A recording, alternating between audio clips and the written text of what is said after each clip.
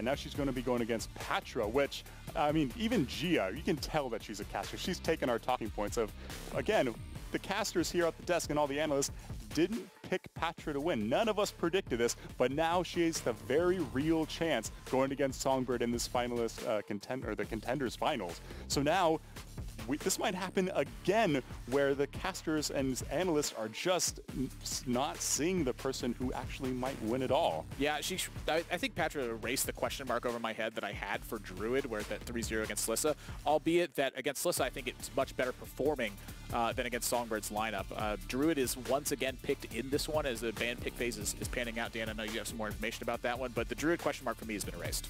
Yeah, so Druid tends to have that question mark because we're not sure how well it can perform against some of these heavier hitting decks like Clone Priest without Naturalize. Like, if they play that Malagros Druid, how does Druid ever kill that thing without 2 fully 3-starred spell stones? And that's like really difficult to achieve. And then you look at you know, the Quest Warrior. That's also a problematic deck to kind of account for, but at the same time, Patra's like still going to be bringing that to the table. And then Nekathun Warlock was a big influential factor last series. Turns out Patra's going to change her entire ban strategy. She decided to first pick Rogue instead, and that set into motion a different series of events. More importantly, Pathra also banned Shaman early and then picked Shaman right afterwards. So you can see how much value, again, that she's placing on this class in particular. Yeah, Shaman definitely looks very strong. But with that, we are going to be getting into the first game of the Contenders Finals. It is Pathra versus Songbird.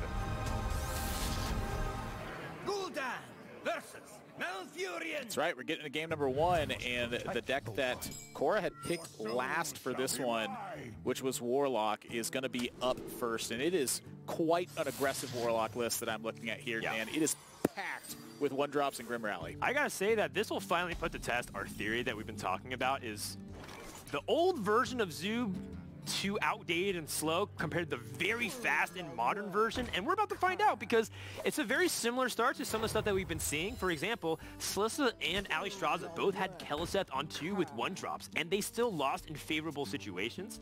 But in this case, Songbird has that same kind of start, but she's going up against another matchup that the Zoo Warlock absolutely needs to take. Yes, but that being said, there's a lot of differences between this and the other Zoo decks we've seen. It's been the healing Zoo deck from the other contenders that we've seen, and here, Songbird has gone with this extremely aggressive version that really made an emergence at the championship that took place recently.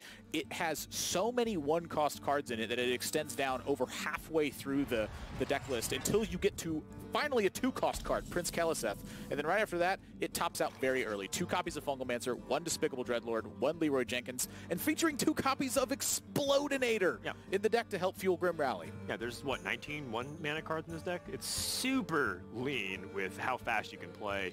And I think, you know, Cora's most likely going to tap into a 1-drop. That's just what happens with this deck, and really leverages the power of Life Tap. Everyone always talks about why Zoo was so good, and it's largely fueled by the hero power, and yet for some reason, Zoo Warlocks historically has still been playing a curve-oriented deck. Like, I want to play a 3-drop on 3, a 4-drop on 4. Why? Just play all these 1-drops, use Grim Rally, buff it to the power of 3 and 4 mana cards, and then go to town. Yeah, and I think that's really something that Grim Rally opened up. Before, you didn't have much to do with a ton of 1-cost cards, but Grim Rally gave you something to, you know, turn the expendable ones into something much larger if you had a full board. So I like the way that this list has been built. I like that it was recognized as the stronger Zoo list. I personally think it was. But again, I was very skeptical the first time I saw it. I looked at it and went, there's no way that 19 1-cost cards could be right in this deck. But when you think about Life Tap and how much it gives you over the course of the game, there's not too much other aggression you're going up against. So I think it fits perfectly.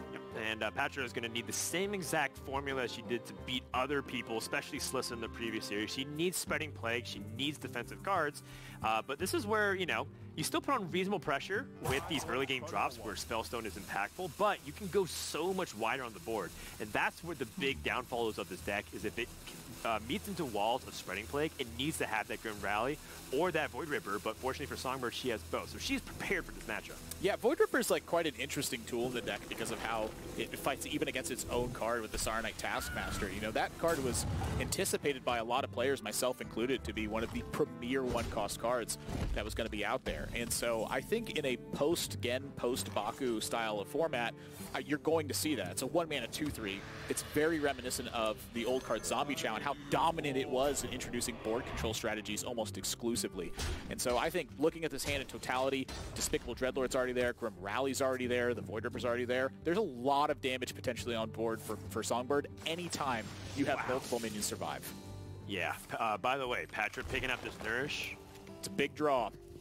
That's probably the best draw in the deck for Pathra at this point, but now you're looking at her going into an 8-mana turn. Right. She only has Swipe and Moonfire for a couple I wanted turns. to ask about this in particular. What did you feel about the draw versus the ramper? Yes, you have Ultimate Infestation in your hand, but you have 2 turns where you're not really doing anything. Yeah, I think you end up going with this direction and just relying on the general strength of Druid cards. Like, Druid has a high-end density in the deck, and Ultimate Infestation is by far your premier payoff card. If Pathra comes anywhere close to surviving, that's the card that can turn the game around. And so that's really what these next 2 turns are about. Can Songbird capitalize on these 2 dead turns that we look at Pathra might having in the next couple turns? Well, this is definitely one of the more awkward draws for Songbird in the middle of this game. 2 Soulfires and a couple of 5-drops. There's not much beyond that, and it turns out that these Void Rippers, they're not that useful when you're putting in this specific situation in terms of dealing with a Arcane Elemental, but I like the use of it. Instead, just choosing to be a little bit more aggressive, it's kind of like buffing your minion attack a little bit. Well, that's something to do on the next turn, but I'm not sure that the something with Alexstrasza is really that impactful. You know, Pathra gets a great turn with the Swipe and Moonfire here. Moonfire you can use as a removal spell in this matchup because you're not linchpinned into using Malygos as that one final tool. Your goal here in Patra's shoes is to just run Songbird out of resources, and as a result, take advantage of the fact that your cards in the endgame are just more valuable combat. Yeah, and that kind of even makes me wonder if, you know, Cora should have even utilized Soulfire there in that position to help push her board a little bit more secure. Yeah, you definitely saw that thought from her on the previous turn as well, where she's looking at the implications of the Void Ripper versus the Soulfire in that position, where I think the Soulfire can shred the hand apart and leave you with some ugly-looking scenarios. But on average, I do think that the Soulfire might have been better in that spot. You got more damage in immediate. Yep. You have a 4/2 taunt that's contesting the Arcane Tyrant right away. But it does leave you, open to a bit of a risk in that situation. But I can't really blame her for how that panned out, because I think any way you slice it, there are punishing cards on Patra's side. Perhaps. I mean, for 8 mana, it's not that much. Yeah, I would say 8 mana is a very awkward spot, especially since these days they're not playing like the Lich King. Yeah, things of that nature. I'm thinking like almost like Spreading Plague exactly as being like such a punishing card, or like Malfurion.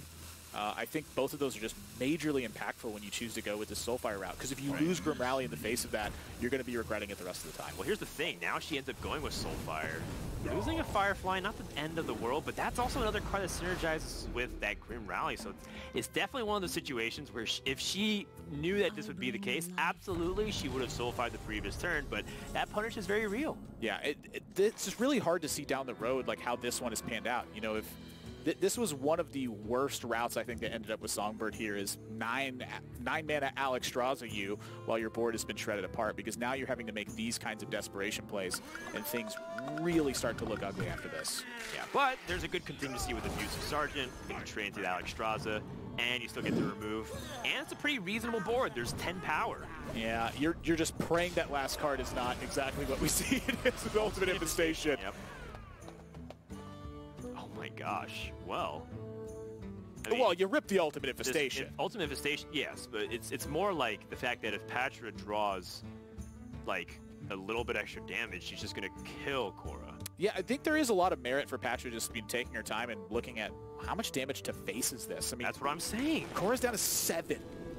Like, I was saying that she draws swipes, so now she just goes for lethal. So I'm trying to think if there's any lethal potential here for Songbird. Well, she just used Leroy Jenkins, so I'm going to say no. And with being at 7 range, it just means that she can't take a single point of damage anymore because of Malygos Moonfire. So if she goes like Kobold into a second Grim Rally, is that enough? Because that would be 6 damage plus 4 from the Soulfire, so that's 10 plus what's on board, so that's 8. Okay, 10 more. Solarium is what is kind of really useful in this position, very useful. At 5, Cora doesn't have a way to restore life. It is really the big thing I'm looking at here. And so she's just praying that the rest of the damage isn't there for Pathra. We can see that it is, and Patra's going to start off 1-0, beating the aggressive deck from Cora that I think is meant to take out this strategy. Yeah, and I think you can look at that Ultimate Infestation and look at that Nourish draw and be like, yeah, it's really great. At the same time, it's like, this Zoo Warlock had opportunities to be even more aggressive, and yes, she finally stabilized and got the pressure on the board, but by then it was too late, and once again, Malagos Druid is going to be able to get over the hump and get a huge upset victory. Yeah, this should not be happening on paper. Honestly, in this style of matchup, though, the loss of Naturalize for Pathra, the fact that it's ineligible for this event because it's going into the Hall of Fame is almost a benefit. Naturalize is a card you do not want to be playing against an aggressive Zoo deck like this that has 19 one-cost cards. Right. The fact that it's not in there, it means that Patra's deck in general is stronger against this strategy, even if it's just slightly. And that win streak for Druid continues. Patra has that Druid, that's been 4 games in a row, going back to the Solstice series. That's another impressive win for Druid. And we're going to be going into the second game of the series right after this quick break. Don't go anywhere.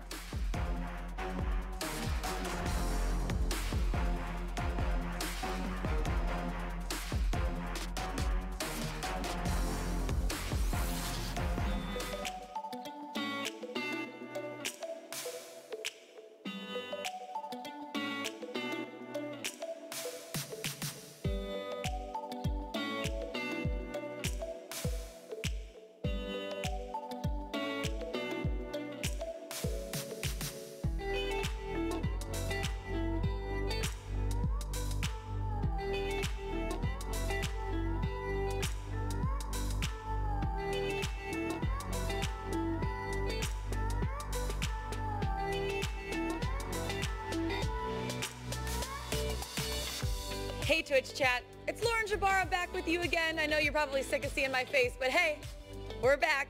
And guess what? How do you like to win some free stuff? Well, I love getting free stuff too. All you gotta do, comment in the Twitch chat, !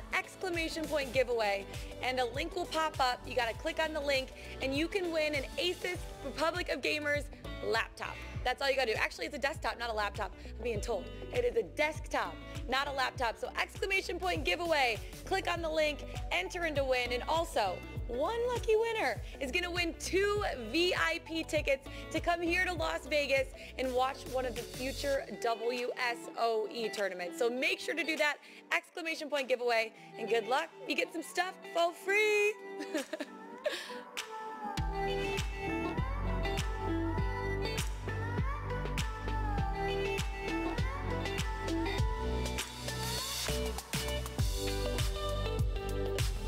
Ooh, charisma points 10,000. Yes, of course I want the white apron. That's where all the special powers come from. Blue headband, check. Red lipstick, check. I will give her night vision. It looks like me, it looks like me. I am an avatar. I live through you. Welcome back to the World Showdown of Esports. Patra coming in hot with this Druid deck again and again and again. We are going to be going into the second game against Songbird. And guys, do you think this Druid has what it takes to win yet another game? I think it does. I think one thing that's consistent is that we just keep underestimating classes 5 or 6 through 9 at this point. And Druid tends to be in that lump classes of 4 that we tend to underestimate a lot. I also think Courtney needs to pick it up, just small micro decisions there. Like, I think the Soulfire on the Arcane Tyrant ended up biting her a lot, or the lack thereof, because not only did she have the Soulfire to turn later, but she also lost her momentum, and then cards like Grim Rally had no use anymore until the late stage of the game when she already had Ultimate Infestation. It's like, by then, Grim Rally has lost so much of its potency. It's like, you know, at that point, you might as well have a different card in your hand because it sat in the beginning since turn 1. 4 health minion, 1 cost Soulfire. Play amazing tempo, and you're playing a tempo deck. Yeah, I think that is a good point to make. It's that been little things that are making huge differences in Songbird's games. And now with Warrior and with Priest left to go up against this Druid deck, I think the Priest certainly has a pretty strong matchup here. The Warrior it's pretty seesaw, where it's like you're going to have one of those blast-off starts where things look great, or you're going to fall to the wayside and you're going to get steamrolled by Malygos Druid. So I think it's really tough, but if Songbird gets past this next game, a totally different story that we're looking at. I think Cora has picked up on the fact that Malygos Druid will struggle a lot more with Clone Priest when it doesn't have Naturalize to deal with these big threats, assuming she draws it manually, but even if she just goes for her Soul Resurrection and being able to pressure her opponent. Yeah, and there's a couple things that are going on with this one as well. You know, one of the big things to know, as you mentioned, the lack of Naturalize and being able to handle a gigantic threat. Songbird's gone with a much more minion-lean version of this that only features the 5 minions, the Ziliax, the Bellin, the Malygos, and the 2 Radiant Elementals. Patra's version of Priest was the much more spread out one with 10 total minions in the deck, so a lot more top-end power that's in that one. But for Patra here, she's really got her work cut out for her, where at every step of the way, if she doesn't have a colossal armor total, she's going to be at threat of lethal as you approach those Xerix Cloning Gallery turns. Yep, that's a really good point. And so, looking at how the deck lists shape up, we'll see if that big power burst of consistently being able to resurrect huge threats with spell damage will be able to get her over the hump. For now, doesn't seem like much happening in the early game. No wild growth, no Radiant Elements or anything else to play early on. Yeah, it's a building process. I mean, both of these decks are quite slow and combo-oriented towards the end of the game. So the big sticking point that they both have to think about is how can I use my cards in a way that threaten my opponent uniquely. You set them up in a situation where they have to do something strange that they're not used to doing, or they have a threat of dying in the next turn. And that's difficult to do when so many of your cards are just meant to play defense outright. Patra's about to upgrade her Stealth Stone naturally. Yeah, this is not an uncommon Druid circumstance, I'd say. Druid. Hero power in your face. Gonk Druid. Yeah. Gonk Druid, by the way, one of the most fun OTK decks you could possibly play. Terrible win rate. Very bad. I've never even won a single game with it. Well, you're taking a look at the deck list that, you know, I'd say Sato really loves to see is this Cloning Gallery style of Priest. You know, it doesn't always have these Xerix Cloning Gallery blow you out of the water style of games. And when it doesn't have those, it's this really beautiful looking attrition war that you have with this deck, where it's clever uses of resources, it's patience, it's knowing when to be aggressive at the right time that really makes a big difference. But you can see with almost no defensive-oriented minions, that's a really scary story for Patra. It's not going to be, you know, a weird Lyra. It's not going to be Gilded Gargoyles. It's always going to be gas. Yeah, and the difficult thing is you have to kill this Malygos, so Patra has the Malfurion, but that just means Cora can revive it, and then how do you deal with it beyond that? Yeah, and that's really another one of the questions too, is like how and when do you kill Malygos? Well, I think maybe this is a cause for her to consider Poisonous, and she does. I think it's the right call to challenge it in case the Resurrect comes in. But funny enough, that actually works kind of against Patra if Songbird chooses to utilize any of her removals. Yeah, and I'm looking at Mass Hysteria here almost specifically just because of how well it does against the poisonous ones. Like, what about Psychic Screams? That as well. I mean, you Psychic Scream 2 almost dead cards back into Patra's deck. Now, the difference is when she draws those, or if she draws those, they can end up still being disruption tools, where you're setting up a big turn, a random 1/2 poisonous spider comes out, and you're left looking at it going, well, now I have to do something different. Here's another thing, too. Songbird has Xerix Cloning Gallery, and she has a Mind Blast. If she picks up like a Holy Smite or even just another Mind Blast, that could be the game right there. Yeah, because all 5 minions are still left in Songbird's deck. So what that means is she's going to get 2 Radiant Elementals, the Bellin, and the Malygos. So right away, all her spells cost 2 less, and then they have +5 spell damage, and then their damage is doubled. So there's the single Mind Blast right now represents 20. Right. So then another Mind Blast would be 40. In that case, Patra actually might barely survive if she's able to get to that armor count. I'd say that's the one benefit you have, is that this Priest deck is almost never chipping your life total away. Yeah. It's always going to come in some big chunk. But the thing about it is, you know, we saw the deck list, there's a copy of Vivid Nightmare in there. It duplicates one of your minions in play, but it sets it to 1 health as it duplicates it.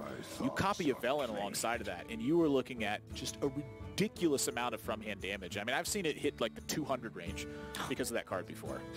Yeah, it gets pretty nutty. But Patra also has Ultimate Infestation, you know, one of her nuttiest cards too, to help get the combo out. So she could dump a Nourishing Crystal, play a Ziliax, go down to 6 cards. Still more hand dumping left to be done, though. I mean, you really don't want to overdraw cards, and that draw right there means that Songbird's combo is now slowed down a little bit. It's no longer going to be getting 2 Radiant Elementals from a Xerix Cloning Gallery. Yep. So now you're looking at the Spellstone in her hand, that 7-mana card that's 5th from the right. I'm sorry, 5th from the left. Or from the right? Yeah, weird. It worked out that way. that's going to just resurrect all the minions, then try to duplicate that big endgame effect, where it's like a different cloning gallery that's post-cloning gallery. Just a lot of angles to operate from. All she has to do is not die. True that. Trying to think about what Korra's best line is here in this spot. Malygos is still in the res pool, so could just end up becoming a 4-12 that Druid has to respond. Like, you know, I don't think Pathra feels comfortable leaving Malygos on the board if they're coming up on an ultimate infestation turn. You can't deal with it. Big objective that Pathra has to worry about. Right, because now Cloning Gallery comes out with the Malygos already preemptively on the board, so it gets +5 again. Yeah, I mean, here, Pathra is terrified of the idea of what Cloning Gallery brings. So one of her main focuses is going to be, how do I just fight that card alone? Well, she has Spellstone, and she has the hero power plus the Ziliax, so it's, again, full removal. But the point is that Core wanted to disrupt the turn. Yeah. Like, no ultimate infestation for you, so no clean turn. And that puts Pathra off her normal game plan that she'd like to do. I'm trying to figure out. We're naturalized exactly what we're talking about. Yes, I'm looking at this from Patra's side, and it's like, this is a terrifying sight. Like, Cloning Gallery could easily kill you with 2 spells next turn. How do you deal with that? Right, and your opponent just did not play anything. I need armor. I need to kill the Malygos. I need to eventually start developing my own win condition. Right, draw cards. And so I don't fall into this situation over and over and over again. That's a tall order right now. So she has to figure out which one of the directions is least likely and ignore that one. He is scared. Double armor off the branching path's choice in order to gain 12 armor and kill off. But she recognizes by attacking Malygos, she loses 4 of that, which is why she didn't even draw a card. Yeah. But more importantly, she's dumping her hand for an ultimate infestation. So at 47, you're safe from pretty much all the damage at this point. Like, it would take just the absolute nuts hand for Songbird to be able to win on this spot here. Right. And so with Pathra, you know, you're going to see this Cloning Gallery come out fairly quickly, I'd say. You know, if you'd seen it that quickly, you'd probably just in your head real quickly go, I lost this game. But we have a long way to go in this one still because Songbird just doesn't have the damage to end. And so Patra's constantly, again, approaching that point where you're fearing what's going to happen from Songbird's side. Right, and that Spellstone will resurrect 4 unique minions. Now that she's drawn Ziliax, she can throw that into the pool as well. But it's one of those things where she's slowly but surely gathering the resources. However, I kind of want to, I mean, I guess she didn't have much better play. Like, she had Shadow Essence as the other alternative, because she did have Radiant Elemental number 2 in hand, so she could play Radiant Elemental, play Zari's Cloning Gallery for 8, and then set up for big combos that way. Yeah, and right now she's just going to hold the Radiant. That second Radiant Elemental is not leaving hand until she's ready to end the game. Yeah. It's the Radiant Elemental, the big Spellstone to resurrect all the minions, and then you just chuck all the burn spells in face. So it's a matter of finding those burn spells before Pathra can get out of the range of armor. Right. If she can get out of the range of armor. Yeah. I'm not sure if you can out-armor some of the damage that comes out with the Clone Burst. If you have perfect, you know, basically no. But yeah, look what she has to do. She's trying to use Moonfire to eliminate the entire board. That restricts her burst potential. Yeah, I think this is wise as well, though. You know, Pathra is sitting at 22 armor right now. Velen's drawn. You know, it's a threat, but not really a super significant one at this point. You know, Songbird at the same time, she has to worry about her life total in the coming turns. Pretty much at any point, she's going to see a Twig get online, a Malygos get played from hand. That would mean you know that Flibidinous Floop is there to copy the Malygos, right, or a Dream Petal Florist. All of those are pretty scary propositions right now. So I think just the Psychic Scream, delay the pressure, water down Patra's draws, absolutely the way to go. Yep, I think so. She does have that Spirit Lash as a way to bail herself out. In the end, needs to just kind of survive until she can get more damage spells. Just one Mind Blast in the hand. Shadowy Brandon wouldn't also be bad either pickup, because then you're able to ping off the armor a little bit. Yeah, but the Alex Draza represents a big threat. Oh, hang on. That's... So right now you would get Malygos and you would get Velen, and you'd have 2 Radiants in play because there's only 3 unique minions in the pool. So what that means is that each Mind Blast is 20 damage. So 40 damage from hand is what Songbird has right now. But that's not enough to end the game immediately. I wonder.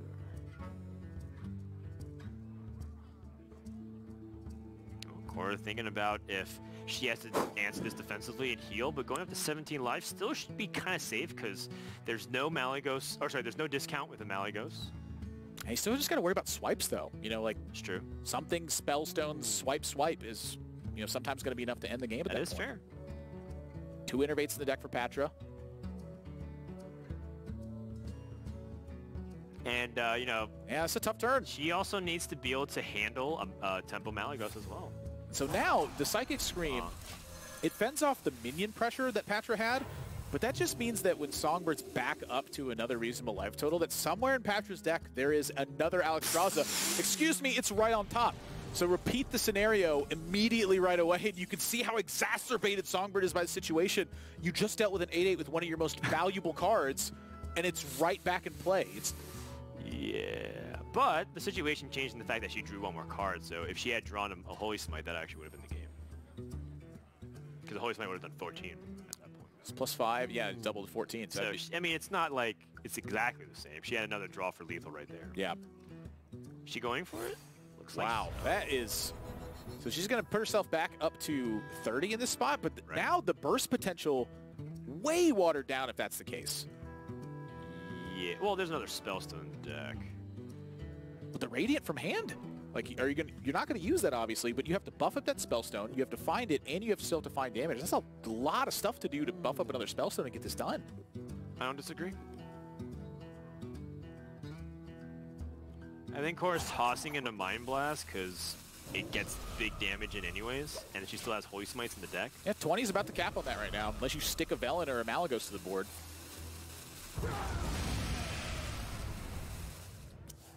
But now she's pretty much got reset to the back to the Stone Age in terms of her burst. Yeah, and this is big advantage Pathra in my opinion. Yeah, I think so too. I think because Pathra still has the core of her burst in her hand. She has the 2 swipes, and now that she has things like Ferocious Howl can really take her time.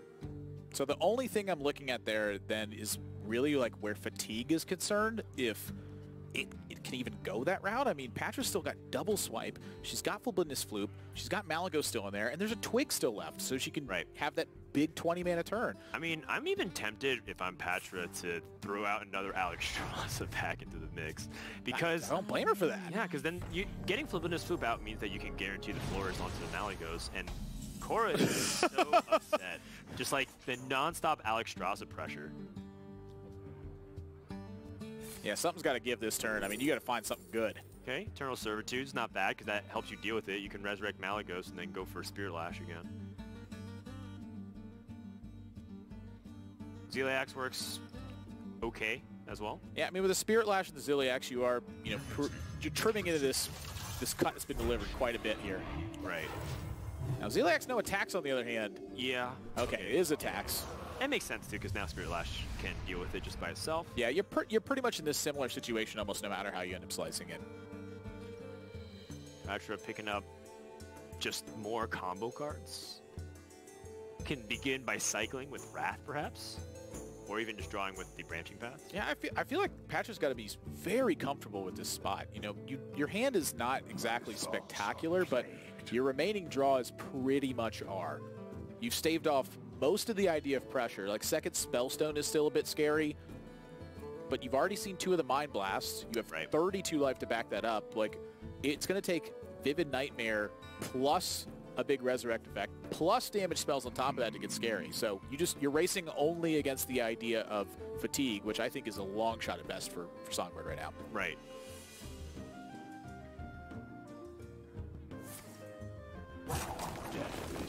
Pathra.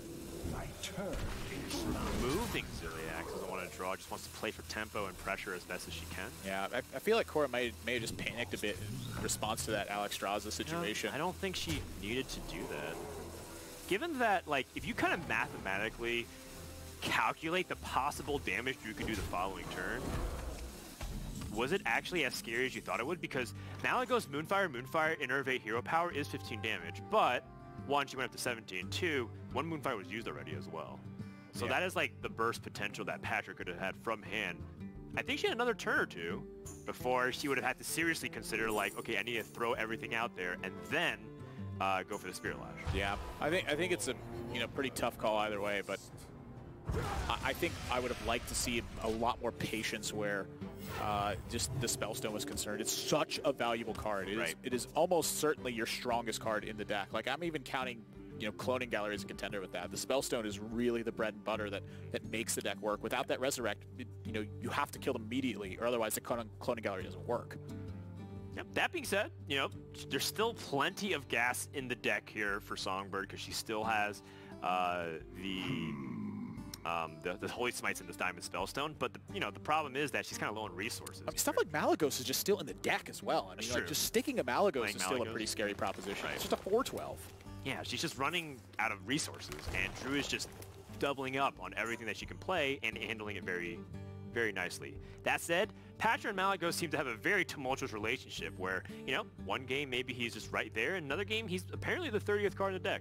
Yeah, I mean, that's something to think about as well. The double swipe and there's 1 Moonfire left, is that correct? Yes. So that would mean that you're looking at 18 from the swipes, and then 6 more from the Moonfire, and then 3 from a hero power in that situation. So, I mean, there's a chance Songbird just can stay out of that range. I mean, that's a possibility as well. I think it's very unlikely, but I think it's a possibility. Possibility. Things like Shadowy Brandon kind of makes it a little bit weird because you can't gain life at that point. So maybe in Cora's mind, she doesn't want to. The game has definitely taken a very interesting line. Second Rain Elemental being drawn, which means Shadow Essence guaranteed hits either the Malagos or the Pathra. Yeah, actually, no, Pathra was drawn, right? I think she's got to just get something rolling in this situation. Like, the Ziliax is threatening to really pull Pathra to a dangerous, unrecoverable style of life total. And so you have to just get this online, start doing something to affect the board position. And, still no Malagos for Pathra means that there's still a lot of breathing room for Songbird at this point. Yep. But that, of course, in Songbird's position, this is starting to close in. Like, you see this twig, and you're like, I have to get something done in the next few turns. Right. I expect drastic action in response to this twig.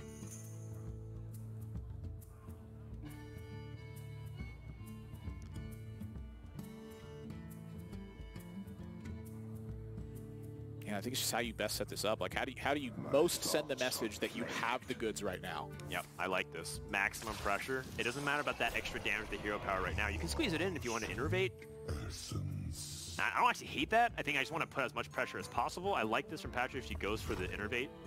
It's okay, though, because you're keeping your plays flexible because you're still not sure what Cora can do in response. But more Resurrects, it's not what she needs.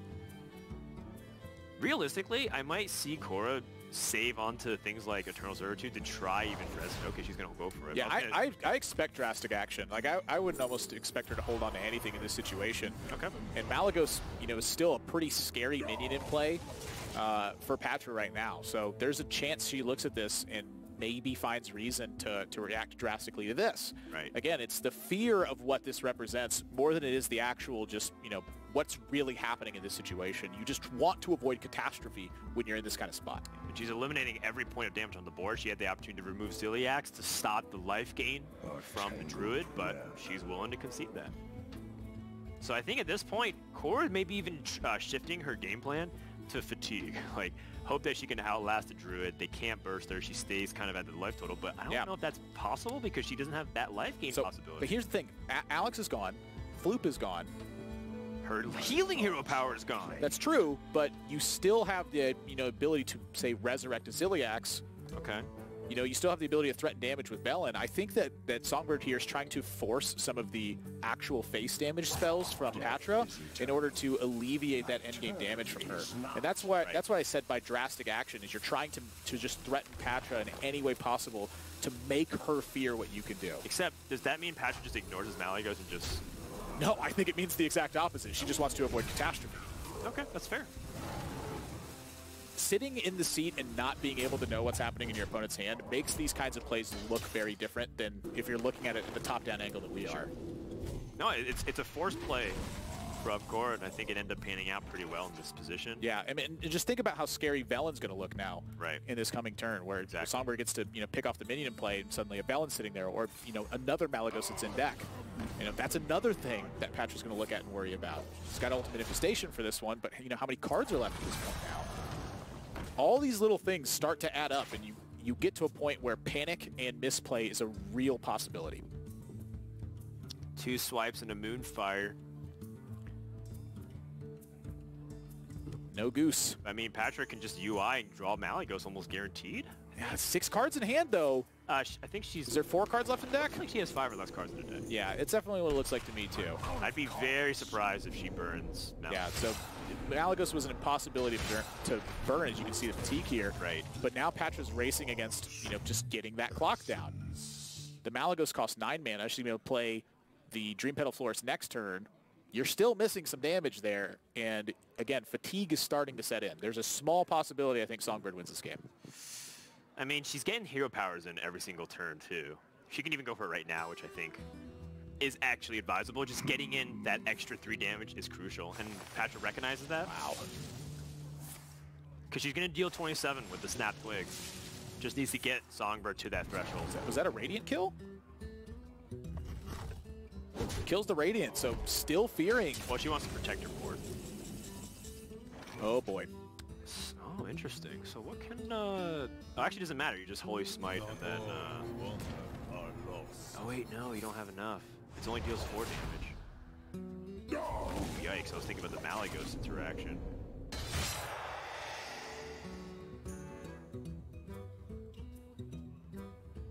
Still not enough. Dream Petal Florist.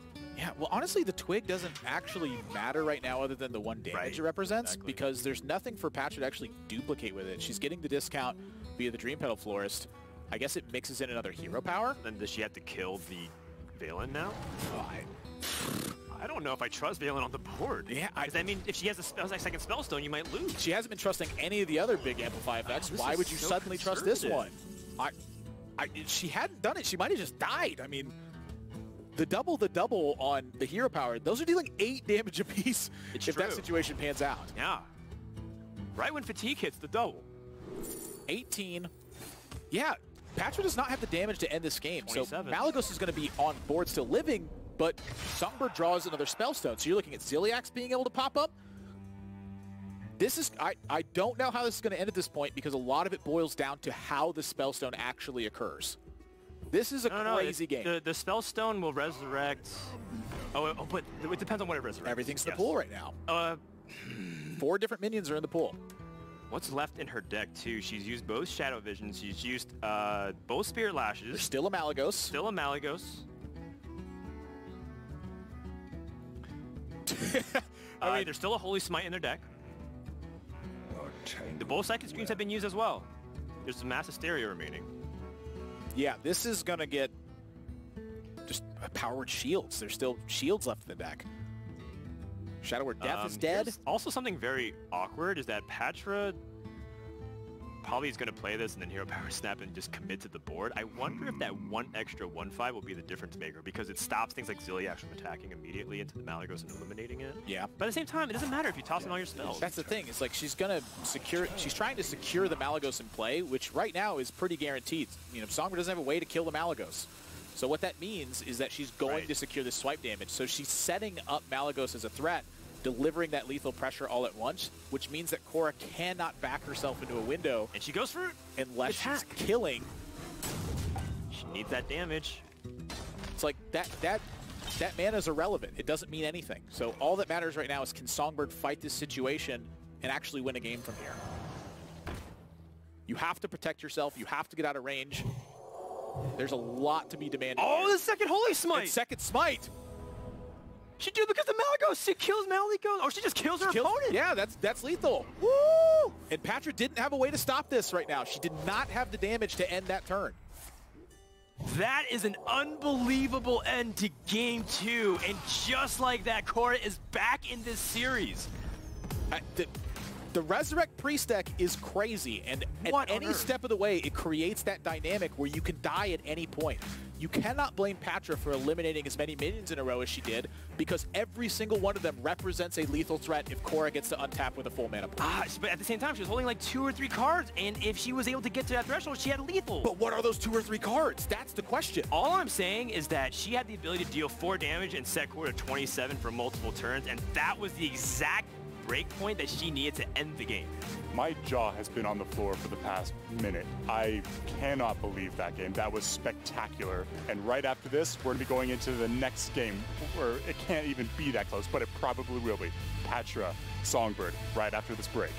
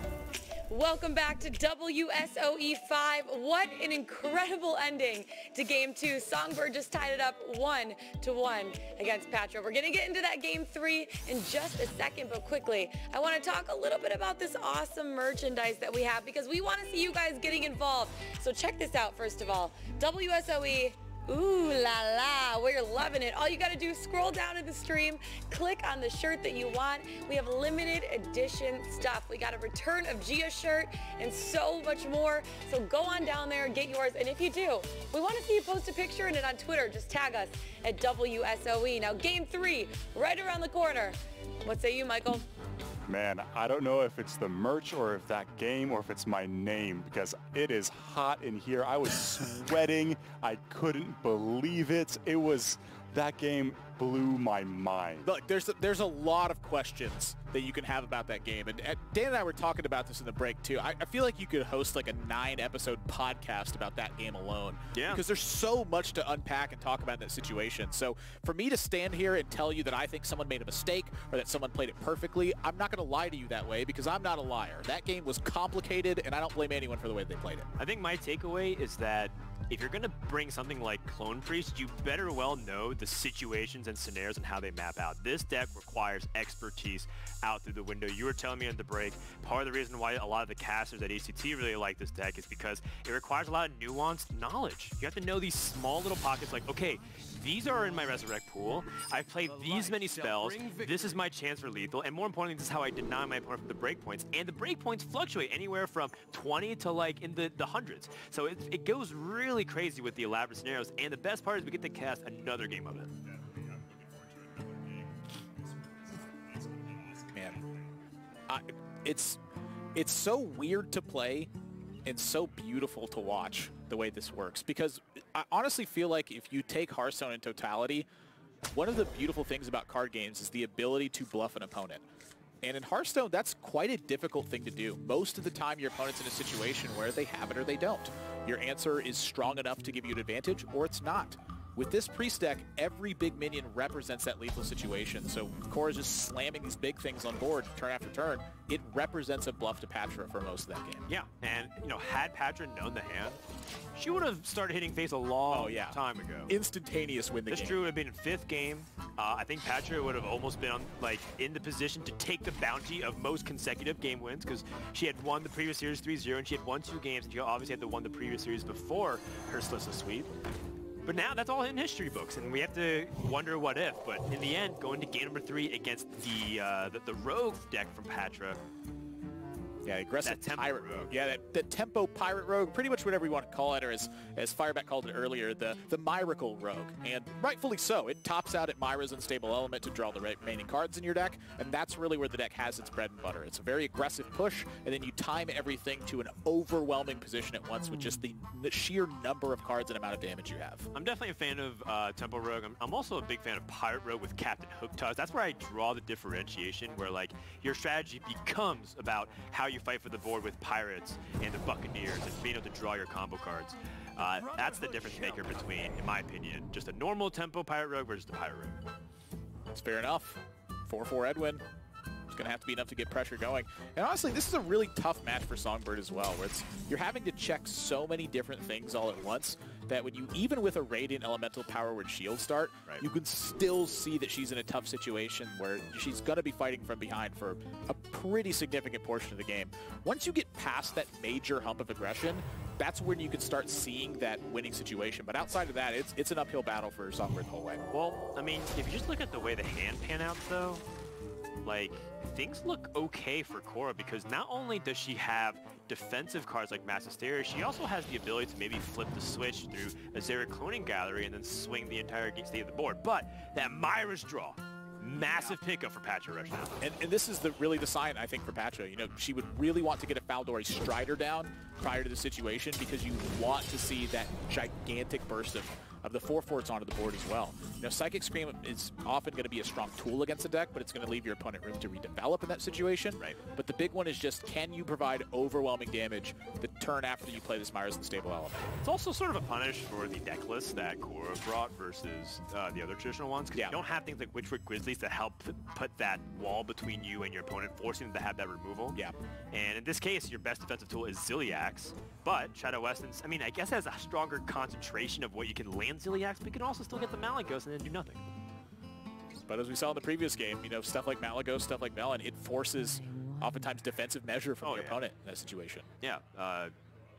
You know, it forces your opponent to react. Yeah. Like, for sure. They definitely can't leave Malagos on the board very easily unless they risk like a Spirit Lash resetting all of their progress. Yeah, exactly. Like, you leave a Malagos up, you jam a bunch of damage to face, Spirit Lash still clears the whole board, and your opponent's back to full. That's what's so scary about just Resurrect as a mechanic. It's like a damned if you do, damned if you don't. You know, it's like you don't kill it, you get punished because it's on board. You do kill it, they come back stronger and with bigger combos. And mind you, this is all happening amidst the fact that we haven't really been talking about what's at stake here. I mean, this is the match that puts you in the position to face Jia tomorrow, to face the defending champion. There's so much money that's available for the winning situation as well. And Ziliax to summon means that Pathra is in a weird spot where actually ending this game is concerned. That's a major difference to how this game's going to pan out. Yeah, because yes, it's not like the heal matters right now. It's the fact that it's in the res pool. So things like the Spellstone come back, and you can Eternal Servitude and combo it back in. It starts stacking on itself, and that's where it gives so much longevity and to this game for Korra. When normally the Pyro wants to be aiming to close it out in the next 2 turns. That's not going to be the case. Oh, no, wait, it has 2 charges on the Shadow Blade. I thought you were blind that it was I saw the Shadow Blade last turn, and in my head I was like, that means it attacked. Me out, man. I was like, what? I psyched myself out. You can just go for the Resurrect on the Ziliax here. Well, we're just going to move That's how I know Dan trusts me. I do trust you, man.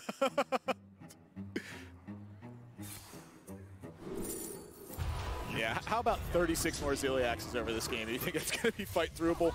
Here's another thing, too. Like, Shadowy Branduin's, like, fairly important to just use removal tool as well. Because you're going to get the heal through other stuff like Spirit Lash and the Ziliax. Yeah. You need ways to deal with the board efficiently as opposed to, like, using Holy Smite on, like a 2-1. This guy's a toast. Also looking at some of like the big tempo turns that Patrick could really have in this one. You know, one of the ones I'm looking at is green skin on a weapon. That's one of those turns that really compounds pressure against Songbird. So being able to have Shadowy Branduin to potentially fight against a turn like that is a big deal. But you know, that was a Shadow Essence Ziliax, which was then resurrected. But there's at least like 4 more Ziliaxes you're gonna have to fight through this game. Job done. This is probably the last thing Pathra wanted to see. You know that Ziliax, I heard, was when they were first like designing the card before the final balance and went released for the Buze project was a 4-3. 4-3? I heard it was a 4-3. Okay, I heard it was a 4-2. Oh, was it 4? Okay. Well, the point is what if it was both? They're like 4-3. Nah, 4-2. Nah. How about it was a 4-2, but if you chanted Unity Perfection as it came down the board, it would gain extra health. Yeah. Now that makes Hearthstone an interactive game. Yeah. Myra's gonna come out and 2 preps found, raiding party found. Those are the ones you don't want to see. That's so ugly. No, that's like the worst. So let's count the damage here. Your SI7 agent eviscerate, that's 6. Leroy, that's 12. You have 5 from the blade, that's 17. You're close, but you still need a couple more connections here. Are you close though? But that's if there's no resurrection from Songbird's side. The fact that she gets more Ziliax in this situation is going to continue to put Pathra in that spot where she's just outside of the reach, and I think that's the path this game is going to end up continuing on. It's like that old Saturday Night Live skit where they need more cowbell, but you just need more Ziliax. It's literally the answer to everything. I have a fever, and the only answer is 1 more Ziliax on the board, please, because that's what's going to happen. She's just going to keep gaining life. The thing is, though, again, we know what's in the hand for Pathra, where she just drew like 5 dead cards. Yeah, put yourself in Pathra, or in Korra's Horseshoe. She doesn't know. She's like, man, this could be like a Faldori Strider, a Henge Clan Thug, and then I have to worry about Vile Spine Slayer. You're thinking about Greenskin, you're thinking about this Zilax getting tempoed out, and then, you know, 2 6 damage attacks from his weapon coming out. So when she doesn't see it this turn, the jig is up. That's when you really start to piece together what Patra's hands looks like. But this turn right here is probably the scariest one for Korra. Well, and then you also factor in the Korra still has Malagos and Valen into the deck, which means that if she plays Cloning Gallery and gets like enough damage with the Holy Smite, the game's over because Patra's on the clock. Yeah, so yes, Songbird doesn't have a lot of pressure right now through minions, but she can always just flip the switch and kill. Yeah, so there's a Radiant, there's Velen and the Malagos there, so the Cloning Gallery discounts that Holy Smite for, what is that, 14 damage at that point? Yes, 7 times 2.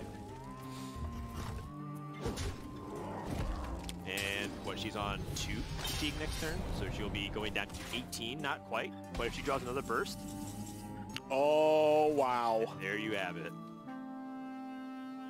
I think she's gonna count. Yep, that's very game quickly, over. But Cloning Gallery gonna get the job done. Korra goes up 2-1.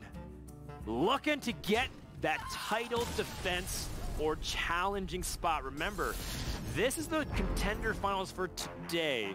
So yes, she would be the winner of day 1, but she still has to play tomorrow to challenge Jia. In the meantime, Pathra, she has 1 deck remaining, and it is the dark horse. It is Shaman. Can it get over the hump, Michael? I don't know. I don't know, but Korra will be the one to tell you that it will, or it definitely can do that.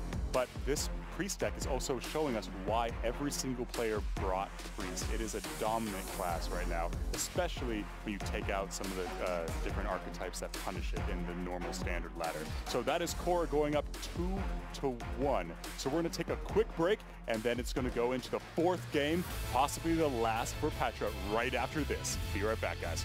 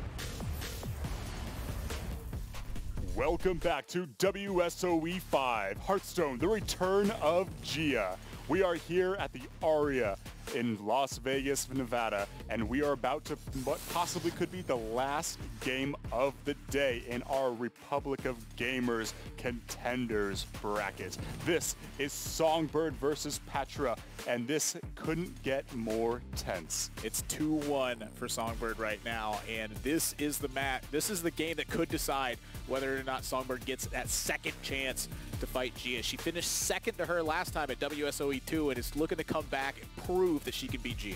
Well, Korra also beat Pathra at the semifinals of WSOE 2. Yeah. This is just pretty much history repeating itself, assuming Korra can ride this momentum, but not so fast, because Pathra has Elemental Shaman remaining, And I gotta tell you, once again, I'm just gonna put it out there. I think Elemental Shaman's a really underrated deck. Y'all laughed at me before the tournament started when we were talking about it on day 0 during Media Day. And now, well, okay, it's going up against a tough matchup, but this could hopefully prove its worth. Yeah, I'm just glad you didn't catch that I laughed at you for a lot of other reasons as well, just for the Shaman. Yeah, well, my hair looks like that naturally. The big difference in this one is when we saw Songbird dominate with this deck, she has 2 copies of Nerubian Unraveler. 6 mana, 5/5 increases the cost of all spells by 2. That card alone can single-handedly dismantle the way a priest strategy will work, where it's timing everything to be on exact mana with big board clears. Pathra does not have that card in her deck, and so what that means is Mass Hysterias and Psychic Screams and Cloning Galleries, all of those are going to be options for Songbird at every step of the way she has that mana unlocked. Yeah, this is actually kind of surprising to me because Priest lost almost nothing through the ineligible cards. There's no Hall of Fame cards that it has, except for Glitter Moth, which no one's really playing. And it doesn't lose anything through, like, Naturalized is my favorite. In fact, its worse matchups get better. Like Druid, for example, that used to prey on Priest, loses Naturalized to be able to punish them. Or super aggressive decks like Aggro Paladin and Secret Paladin that's on ladder right now can punish the Clone Gallery Priest for being too slow. So if anything, I'm surprised that there's a lack of Nerubian Unravelers, given that everyone's on a Ban Hunter strategy. If you're on a Ban Hunter strategy, you know that Priest first pick is a very likely scenario. Why aren't there more Unravelers? It's a good question, man.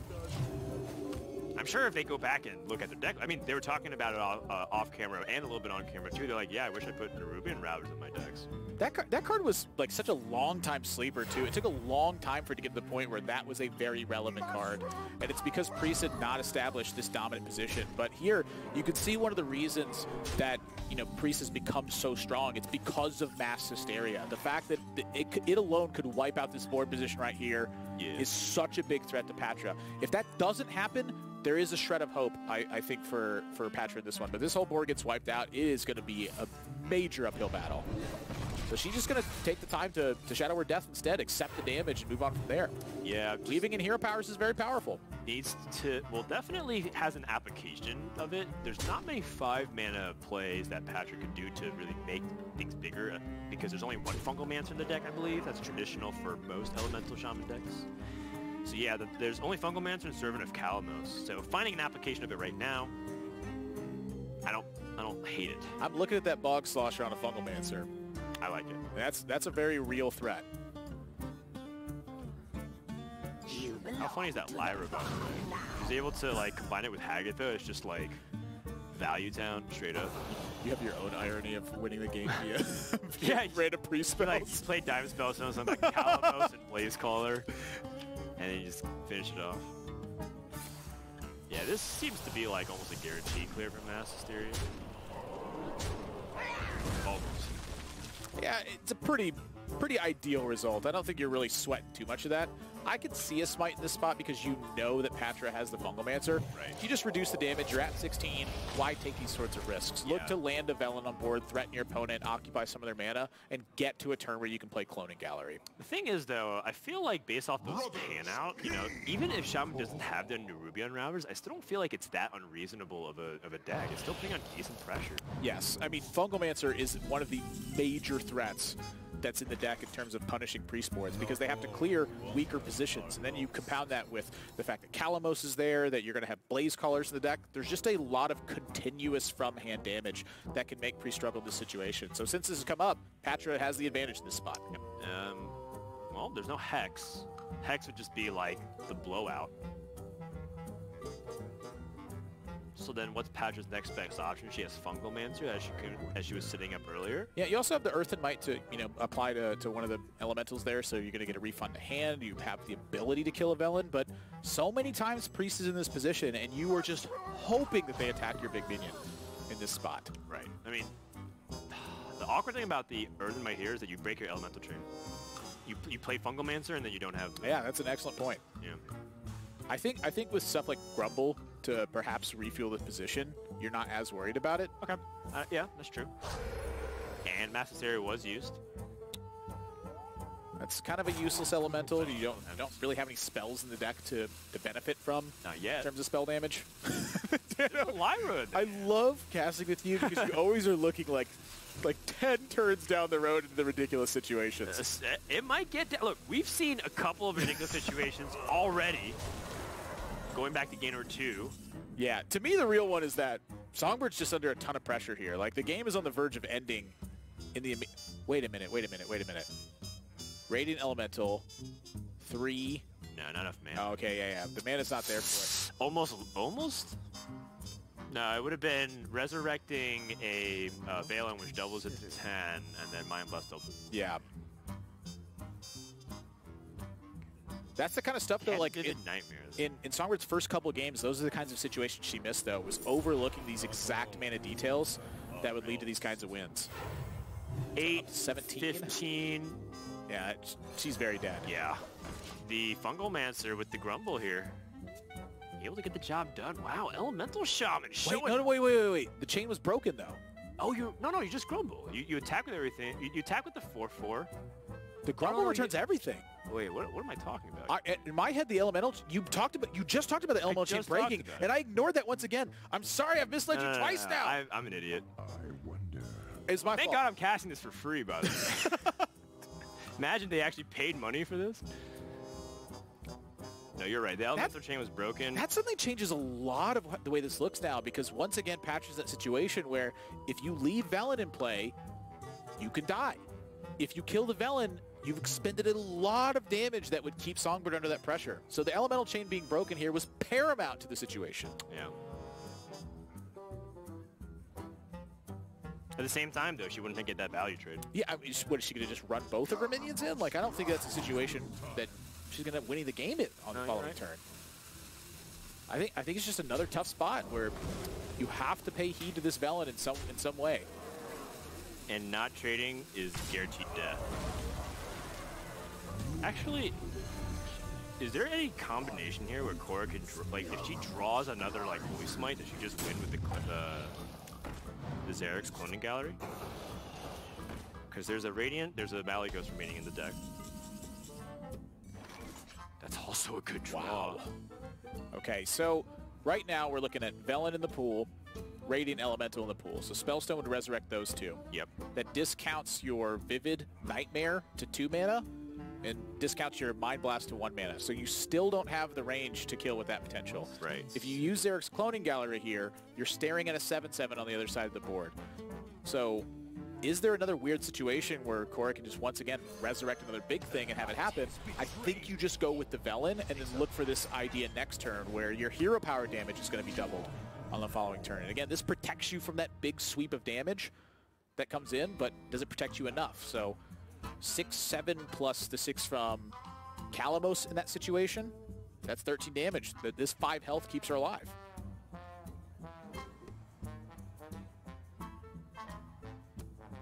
So not quite enough, but still kind of close.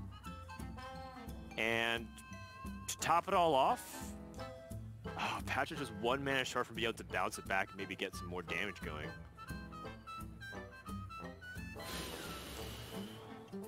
So, yeah, I'm looking at some sort of like Fungal Mancer Grumble turn here once again, because the Fire Plume Harbinger represents a discount on all your cards by a pretty considerable amount. That's true. The Fire Plume Harbinger here discounts like mostly your hand, so you can pretty much replay it, same situation. Rope's burning, you got to get going.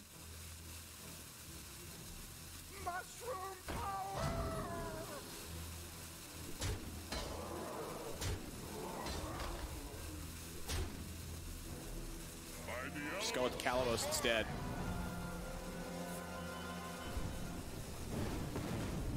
Songbird down to 5. Well, that makes Cloning Gallery a lot weaker if you can't pull the copy of Malygos out. Not that I think it would have made that big of a difference in this scenario. I think without Spirit Lash, there's almost no option in this. Yeah, I don't think so. I think she's just pushed out of the game. Just doesn't have the cards necessary to get it done. Maybe I'm just wrong about this. No. It's 20 and that's it. Game 5. Patra just continuous pressure the whole step of the way. Totally enough to get the job done in that scenario. I mean, that's, again, what we described about the Elemental Shaman deck. It just continues to apply pressure, and if your opponent doesn't check it at every step of the way, they end up dying to it. It's just big stuff that doesn't get mushed out of the game by Odd Paladin hero powers. Yeah, and there's a lot of value that goes behind that deck, too. Definitely. That's even more proof that Elemental Shaman is the real deal. Again, this is supposed to be a terrible matchup for Shaman with things like Psychic Scream, be able to sap an entire board, but it still finds a way against Priest. That's some really impressive stuff from Pathra. There was a little bit of liberal use of resources because Cora wanted to save a little bit of life. She knew Fungal Mancer got bounced back, for example. She Holy Smited a Flame Elemental. At the same time, maybe that life kept her in the game, right? Because she would be able to not play as greedy as she did, like playing Shadowy Brandon and taking damage. So it's one of those things you have to evaluate because I'm like, yeah, Holy Smite here makes sense because you don't want to take enough damage, but it was also her limiting factor to win the game. Yes, and that's really something to look at there as well. I mean, we saw a turn where it was possible she could add 2 Melons in play, which is a little bit of mana, but that was only for 1 turn. And so the use of that Smite, did it save her enough life to get to that point, even in the first place? I think it's definitely possible. Well, right now, we're going straight into the mulligan. This is game number 5 for the Contenders finals to see who faces Jia tomorrow. And Quest Warrior is the last deck for Songbird to get this done. And what that means is you take a look at how this Elemental Shaman deck has functioned. It's just big threat, big threat, big threat the entire step of the way. A lot of times for Quest Warrior, it has been about completely eliminating your opponent's pressure and not having to actually end the game, but rather just stalling out what they do. Songbird here, she mulligans the quest away, and I think rightfully so, because the work is cut out for her if she's going to get to that endgame point where Patra's resources have been mitigated. I think it's a very tall order. I think it's an ambitious order, but I think it's the best one she's got. Yeah, and the matchup's pretty close statistically. It's almost as even it gets, 49-51. So I feel like it really depends on how they tech their decks, if they even did.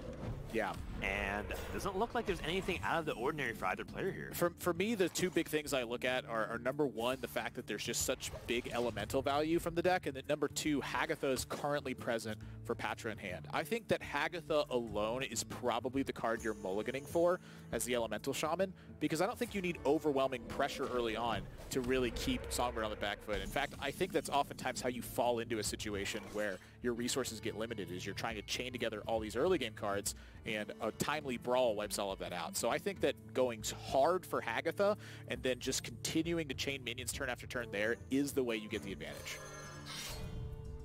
Cora already had a decision point where she had the option to go for a Militia Commander, but I think she wants that +3 battle cry to snipe something really important, like a Servant of Kalamos. Tar Creeper. Understandable. Something vital in that situation. You right. Waste a lot of that card if you end up using it just to pick away totems. I'd say Bloodraiser is a fairly not valuable tool. Has its uses, but not primary. Don't disagree there. But for Pathra, I mean, this suddenly represents a board that Fungal Mancer is very strong on. So now you look at this Militia Commander, not quite as much as a waste. Yeah. Don't disagree there. Fungal Mancer gets a lot weaker in this position. It almost makes me feel like, why aren't we playing 2 Fungal Mancers in this deck? Most people play 1, and I think that's largely because the people that climb to rank top 10 legend, and there's several people that did this. I think the most prominent one was probably Tice. Tice climbed the top 10 legend, I think, a few weeks ago in this deck. To me, I just look at it and I go, what do you cut? Looks to me like you have about 29 cards when you're done building your elemental deck, and you're like, Fungal Mancer, that seems good. Personally, I'm not that big a fan of cards that break your elemental chain, so Tovio Stone Shaper, while very good in, specific scenarios, especially aggressive matchups, it's great, but at the same time, I kind of want to keep the elemental chain going. So I consider that to be card number 1. It feels like a necessity to me. It's also a 4-mana card to go into the 5-mana Fungal Mancer. Yeah, it just feels like a necessity to me. You have to have something to stave off pressure when you don't have that ideal early start. Yeah, so I guess we go back to square one when we could. Speaking of the Stone Shapers, they're coming in 2x2 here. Pathra has the doesn't really have many great ways to capitalize off of the Stone Shaper, because Fungal Mancer still can't come down until the next turn, but combine it with the Glacial Shard. That being said, Glacial Shard is a very powerful card against Warrior in general. Do you want to use it against just these small tokens? Yeah, I think the big thing to look at here for Pathra is just how does her draw line up against a Amani Warbear. That's the premier 7-cost card that's in Quest Warrior, is this 7/5 rush that they just got. You've seen Town Crier come down. It's super likely that card is there. I think it's almost guaranteed. Not quite, but it's pretty darn close. And so, you take that into consideration, the Tovio Stone Shaper, you're throwing it away to an Amani Warbear at that point. So I think you have to delay it. And again, just look for that spot where Hagatha is primed. I think that's the bread and butter card for Pathra. Yep, Ziliax gets drawn. Unity, precision, perfection. Ziliax did some heavy lifting in game number 3, being able to bail out Cora in a lot of aggressive situations. Yeah, one of my fears here for Songbird is that she might just be overusing tools. Like, you're fighting for boards super hard. I don't think you need an ideal situation for Amani Warbear. Right. But Ziliax can do a lot of crazy things in matchups where you have otherwise almost lost the game. And so one of the ones I look at is that this is before Hagatha comes down, so I like it. But on the other hand, you're not getting use out of its defensive measure of, you know, it bumping back here, restoring more health. So you may be giving something away in that measure. When Earth moves, empires. Yeah, I don't blame you. At the same time, it's not like Cora has her quest up either, so saving that resource, I think she'd rather care about protecting the board and make sure it doesn't snowball out of control. Stonehill Defender. Yeah, and now we've lined up into that Amani Warbear situation that I think Pathra was looking for, where now she can play this Tovio Stone Shaper, crack back with the minions, and be able to use Hagatha to, you know, still have something on board and start churning out these random spells. Right.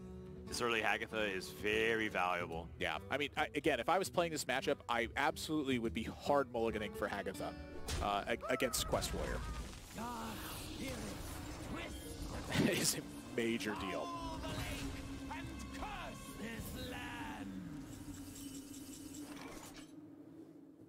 So now you look down in situations like these where you really wish you had Fire Plume's Heart, where one of the major downsides of it is that Patra's natural hero power is going to fight well against Sulfuros. It just provides a minion every turn.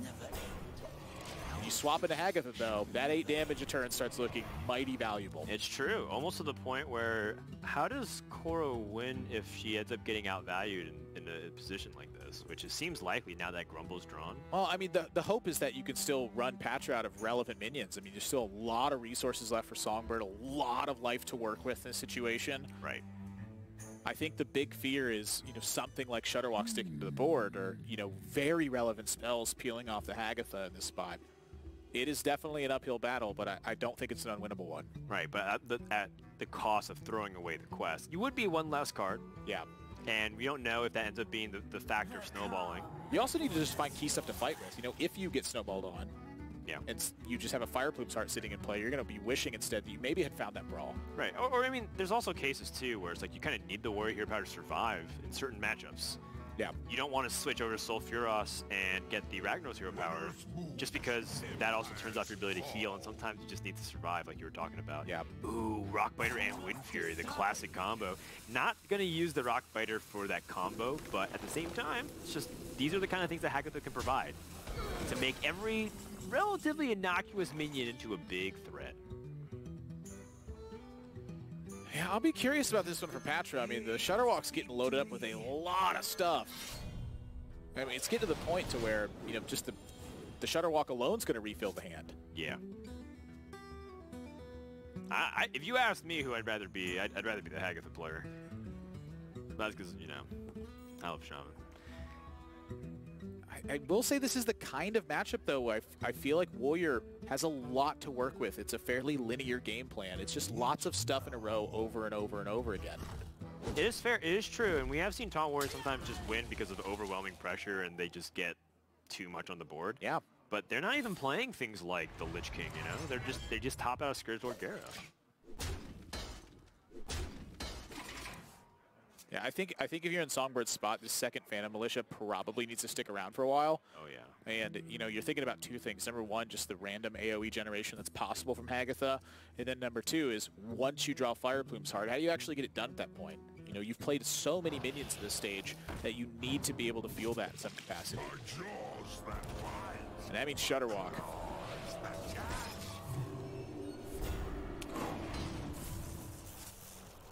More minions. More minions for the Hagatha. Fire Plume's Heart gets drawn. Another Divine Shield hits afterwards as well. Get the Fungal Mancer buff, and you get to smash for some damage. So this is a big spot for Songbird right here. If she can't really get this position under control, she's not going to get this position under control. Oh, she has the nice brawl set up too with Corner Sentry. If that Shutterwalk lives, though, this is disaster. It's 1 out of 7. That's 1 out of 7 to basically lose the game. 6 out of 7 times. It didn't happen, though. Didn't happen in this one. Oh, more importantly, she won the brawl. Blaze Caller is not the worst, not the best card for her to burn, but not game-ending by any means. Yeah, and Eureka here just, sometimes it's going to come out big, but sometimes it's not. Like, Patra's got to find a way to get cards out of her hand now so she doesn't just start burning what's remaining in the deck. So much of what you plan is about drawing some of the rest of the cards in your deck. So you have to start getting stuff out of your hand as well. It's just a weird position where, like, it's games like these. You can never have predicted you would be in this spot. You've never experienced this exact game before. I love the Stormbreaker. I actually wouldn't mind ripping it right now. You play the 2 Flame Elementals and toss it in. It's like you said, dump the hand. More importantly, you're generating threats. But with 5 Plumes Heart, now you're kind of feeling like, okay, how much time do I really have here? Yeah, I mean, I don't mind, like, slamming a Grumble in this position either. You don't even have Sport. You don't have hand space to even get back to Flame Mill. Yeah, I don't. That's one of the reasons I kind of like playing it. It's just not really like an overwhelming thing. It's just a big 7/7. Grumble gives you so much value on stuff, which is okay. Yeah, I guess you were about the same thing. It's actually better. It doesn't. Yeah. It keeps your. It puts out a 7/7 for 6 mana, and so now things have suddenly got very juicy. We're looking at quest progress being made. We're looking at Shield Slam, perfect draw for Songbird this turn, and things might have just turned the corner in Songbird's favor. So you look at a situation like that and you go, well, why wouldn't you hang on to the quest? And the reason is that you have to have these key cards to start with. You have to fend off the pressure first and then capitalize later on. Right, because even if she did finish the quest, she still wouldn't most likely have not played the Sulfuros position that she'd gotten it. I think you're still, even once you complete it, you're maybe a little ways off of getting that done. Yeah. And you can't play in fear like, oh, what if it's in the bottom 5 of my deck? It's like, that's not the way you play, because it's not likely to happen. It's more likely to be drawn within the first cards before that. Yeah. And the only reason I'm even in, thought of in favor of doing that is because this was one of the matchups I practiced, because if you lose Odd Warrior, what Warrior deck do you have left? And the answer is Quest Warrior. If you lose Odd Warrior, you also get DQ'd because it's an ineligible card for the tournament. Exactly. So when you have Quest Warrior as your main thing, this is one of my favorite decks of all time in Hearthstone. It's just lots of Ragnarok shots over and over again. I just love that card. And so, playing against mid-range decks with Quest Warrior is a very weird thing. I think that, there's a lot of merit to keeping it and mulliganing on both sides. I think in this matchup, though, you were Mage up to battle. I think you just look for board clears, first and foremost. Patra's just running into, big full boards, destroying her own board. Hand size issues. This is and that's why expensive cards like, even the Stormbreaker and the Spellstone are really clunky, and kind of why I want to get rid of it. Yeah, it's a really nice turn here for Songbird as well. You get to utilize the Whirlwind on your Blood Razor here. Yep. And then with a 2/5 taunt play. Yeah. Take some more quest progress. You have a lot of life to play with too. Yeah. So suddenly you're looking at a favorable position instead. Patra's going to have a wealth of important spells. Wow, just paying the life here as well. So wants to preserve the extra minion on board. I think it's fine in the end. I don't mind it. I mean, I think it's, sometimes that's the kind of use of life total that makes the difference in the game. It's like, how important is this 2-1? Well, it could be the difference in killing a minion next turn and not. So part of the problem is that Patra's been filling up her hand, but so even if she drew Kalamos, she wouldn't be able to play it. But she's been playing an elemental every turn because she's trying to chain her elementals.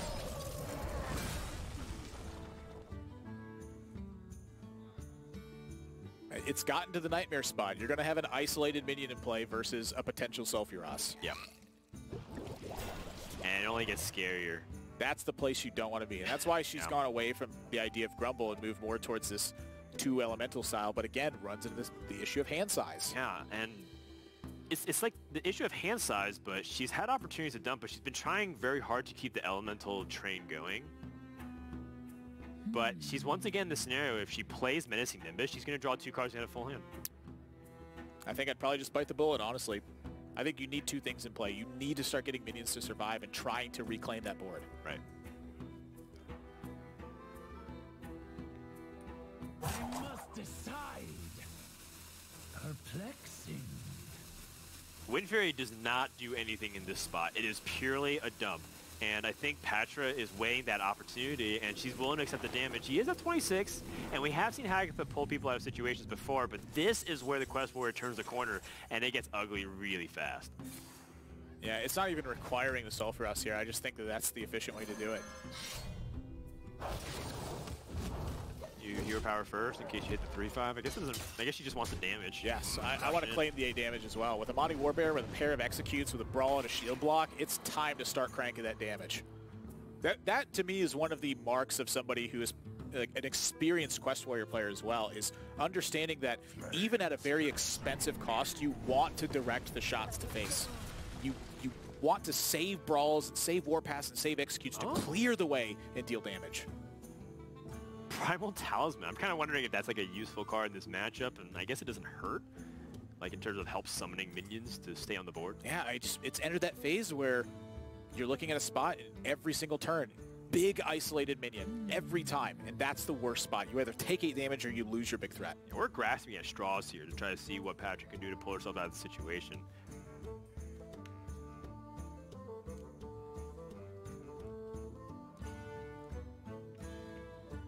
I think you can just kind of see how torn she is, and she keeps siding with, I'm going to have 1 minion on the board.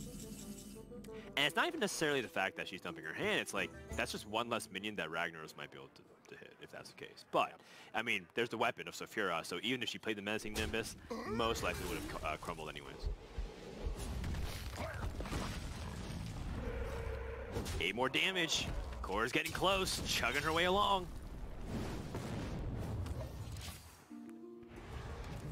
I think there's a real argument to just playing that 2-2. Menacing Nimbus? No, oh, you mean the Dry Whisker. Yeah. That 2 damage can be the difference in winning and losing this game. Perhaps. No, actually, you might be right. Because there's no taunt, so then she'll be able to hit and then I think the brawl and hero power. Yeah, I think there is a chance for sure. Radiant Elemental. Yeah, I mean, that's... All right, now we're cooking. It's that one's always kind of dangerous. Ancestral Spirit onto a minion to keep the res. And so that way they can't get the easy clear.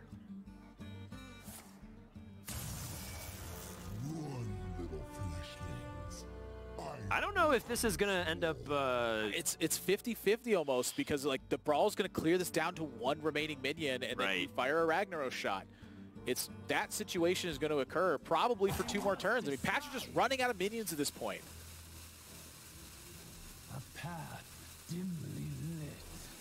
The winner of this one faces Jia tomorrow in that championship match. She's the defending champion. We've come to game 5. It's been a long day of Hearthstone, and when everything's on the line and everything's riding like that, you got to make a choice. None of them seem very good suddenly. You're just hoping that Songbird doesn't have the clear here. Wow. And honestly, she could even guarantee the damage if she wanted to with triple Warpath and Execute. Yep. She's got everything she needs to claim this game next turn. Pathra needs help. Oh, okay. Grumble survives? Not anymore, and you still need help. I think Pathra's okay with that. Calamos to be able to restore life would be a massive pickup here for Pathra. But at the same time, you're looking at it and you're thinking, gosh, 6 1/1s might be able to fend off the board for a little bit. That's a trap right now. I think you absolutely do restore the health. Yeah, also you tagged us Ancestral Spirit on this bad boy. I still think this is a dicey situation. But Cora's running out of cards. That didn't do anything.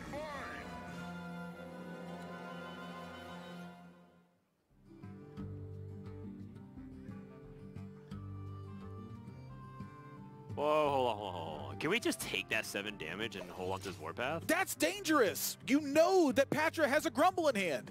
Oh, you're right. You know that she's in hand. But here's the thing. Patra's got to clear hand space out first. If she plays the Grumble, she gets a Hagatha card, and then that Calamos blows up. So she's got to get something out of her hand. Well, by playing a minion, she doesn't get out of her hand. Right. So she's got to play a spell to get out of her hand, and then play the Grumble if she wants to get that active. Yeah. We're looking at 2 Calamos potentially entering the hand again. But that's going to be like another turn that ends up going by with this situation. However, unstable evolution for any minion that sticks on the board. Still no defender. I don't know how the game got to this point. Was it Cora not playing a 2-2? That 2-2 like, might have dealt lethal damage. The 2-2 might have been the difference maker. You were like talking about like, and I'm like, oh, I don't know if it's gonna matter at this point, but at the same time, I forgot about one thing. This is a major deal. Cora might not have enough time. And now Pathra is just on the fatigue plan. She doesn't need a draw, she just needs more ways to survive and get onto the board. She knows Warpaths are in the deck though, so things like Flame Elemental aren't going to be that impactful. I do want to ask one thing though, how long is she going to wait to bounce back the Scalamose? Maybe you just don't. I mean, it survived. You know another Executes in the deck. Yeah. Mine too. I don't know what that one's. Okay. Good enough.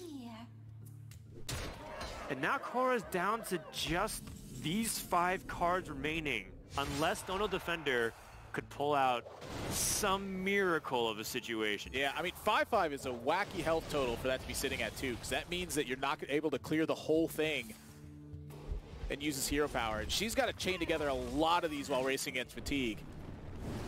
Oh, she's just not hitting face, but she still has time. There's 1 minion left for Pathra right now, and it's the Grumble. She finds another one, though, because that's basically what the entirety of the deck is at this point. It's just more minions. I am very stressed that Pathra does not have that ability to heal now because she didn't bounce back. Now Grumble hits the board. She's at 22, though. I mean, that's 3 shots. I just want to outlive my opponent. Right now, it's very clear that fatigue is the win condition here for Pathra, but it's also a resource thing. Like, maybe Cora can't even answer the board. She keeps hitting face, and then Patra's able to get the last bits of damage in. 7-7 is just big enough. At this point, if Pathra can recall the rest of the deck, she knows what's there. Yeah. But the idea to me that Patra's been wrestling with this hand and trying to get hand size under control, trying to find the right lines to get lethal damage, and is recalling everything that Songbird's played right now, yeah, you know that the Grom is there. That's an easy one. You're thinking to yourself, wait, I think there's a Warpath left. What's the last card? I don't even know if it's, you know, if it's easy for her to remember. Like, we're looking at this right now and we know it, but Patra's played 4 series in a row. She lost her first match and had to win every match since then.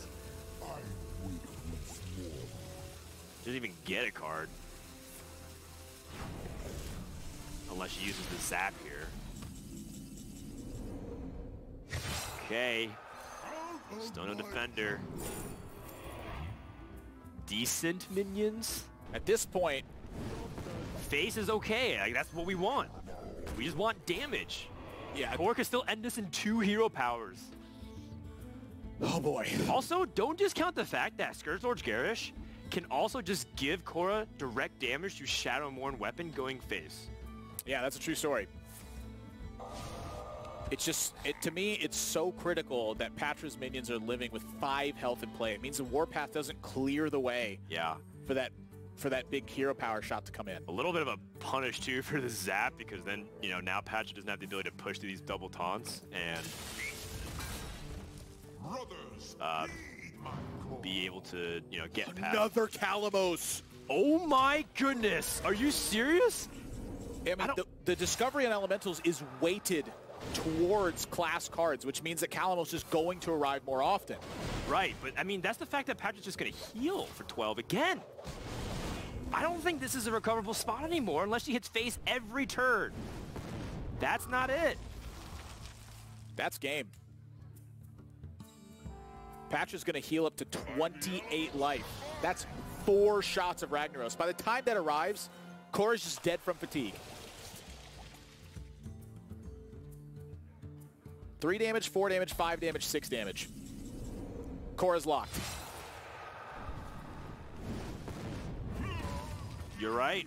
It's mathematically impossible unless Patra does something kind of mind-blowing, but she's just going to put on more damage too. Lava Burst, Fire Plume Phoenix. The damage delivers. Hagatha ends up being kind of a weird situation where, I don't know, it might have even been a liability in this game because the spells didn't come up too huge. But either way, she outlasts Songbird in this one and is going to take it 3 games to 2 and move on tomorrow to face our defending champion, Jia. History has been rewritten. Patra is going to win 4 series today in order to go through, or rather play 4 series, in order to go through and challenge Jia for day number 2. What a gauntlet.